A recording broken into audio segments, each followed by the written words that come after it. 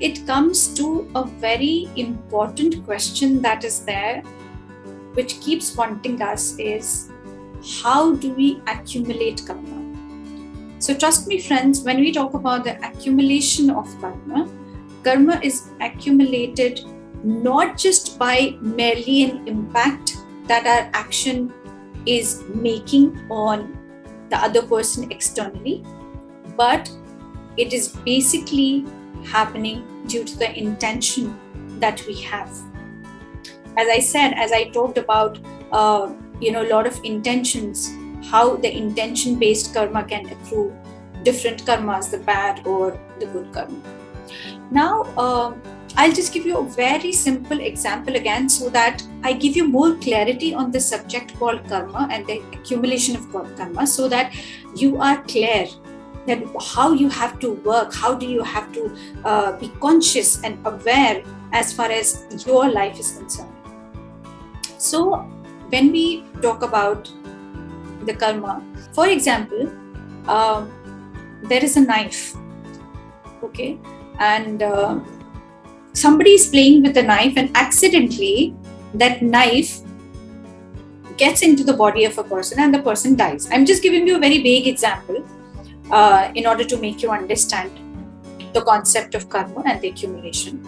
So one karma is that the person is playing with the knife and that knife falls on that person and the person dies.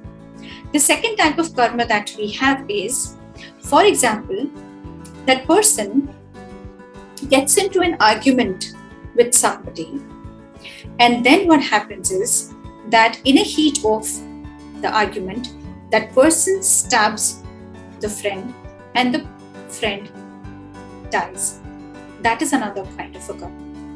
Now, the third kind of situation that is already there is, suppose there is a friend and who calls his friend home on a dinner, and on that dinner table, that person, because of hatred and jealousy, puts the poison inside the food and serves the food to that person, and that person dies after eating. Another situation, that is the last one, is that the person is absolutely normal, not doing anything, not saying anything, but in the thought, that person is killing his friend 1,000,000 times through the hatred, through the bitterness, through the negative emotions. And this act of killing his friend 1,000,000 times, 1,000,000,000,000 times is happening every second of his day. Now, what is the worst kind of karma over here?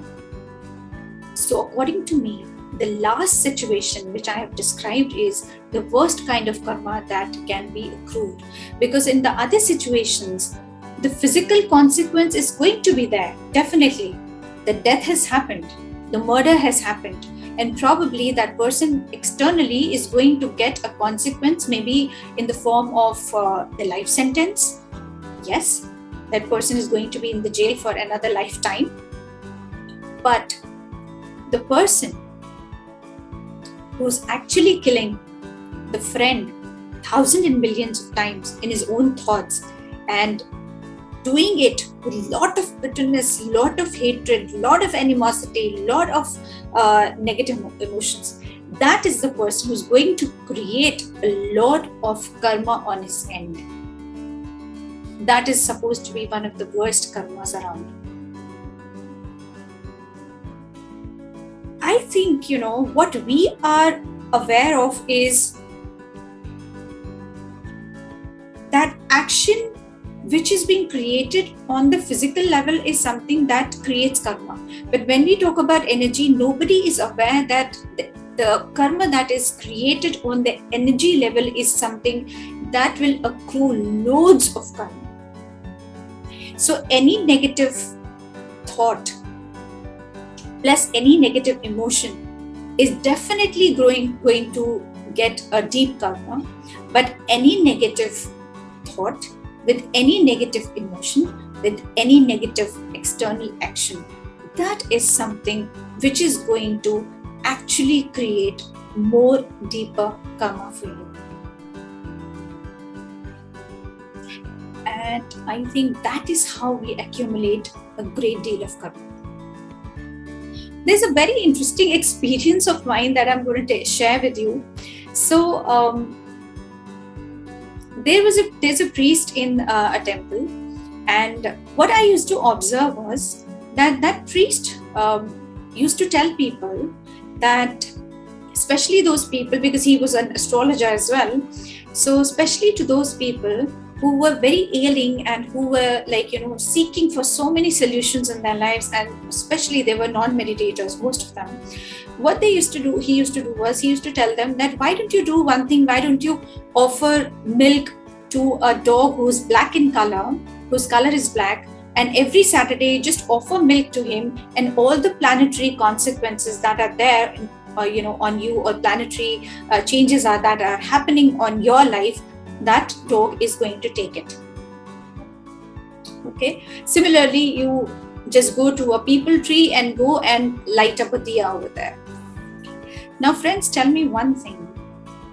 Isn't it an accumulation of karma over here? Because whatever that person, that priest was telling those people to do was actually, creating a karma, creating a life where you are putting everything you're feeling, because there is an ulterior motive over there. If you're offering a milk to a dog, it is not out of empathy, it is not out of compassion or love for an animal, but it is because you're offering the milk to that dog because you want your planets to change their positions so that your life becomes more happier. So I was literally shocked to see all this. And to an extent that I went and fought with that priest in the temple, that how can you say that? Lord Shiva never says that you put milk on me. Lord Shiva never says that if there is a hungry person who's standing outside, you offer milk to that person rather than, putting that on me. He never says that. These rules and regulations, all these things are made by us. And that is something that accrues more karma. Just taking a dip in the Ganga water or Ganga river is not something that is going to help you get rid of all the karmas. No, not at all. It is just going to give you energy. It is just going to take away all the negative energies out of your body, but it is not going to balance your karma. Karma balances and releases only when you are, doing any action of yours consciously with a beautiful intentions, which is backed by a very nice intention. Suppose if you are eating somewhere, you're having food somewhere, and then there is a person who's just asking for one morsel of chapati there, and if you give him a new plate of chapatis, new plate of food to that person, and if you offer that person that plate, that is something that is going to accrue a good karma. It is something that is not going to create any cycle with that person. In fact, it is going to dissolve many other cycles. So everything, friends, that you are doing, it is important for you to ask this question to yourself: what is my intention behind this action that I'm doing?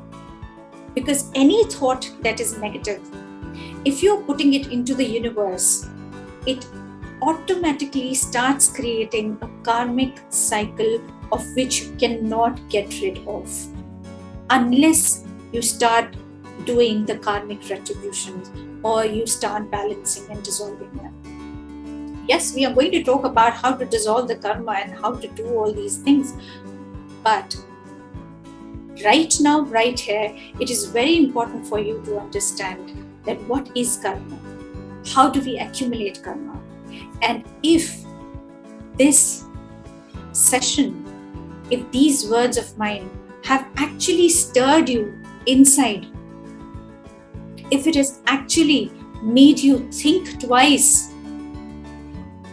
before you take any kind of an action, then I think I have done complete justice to this subject that I have taken.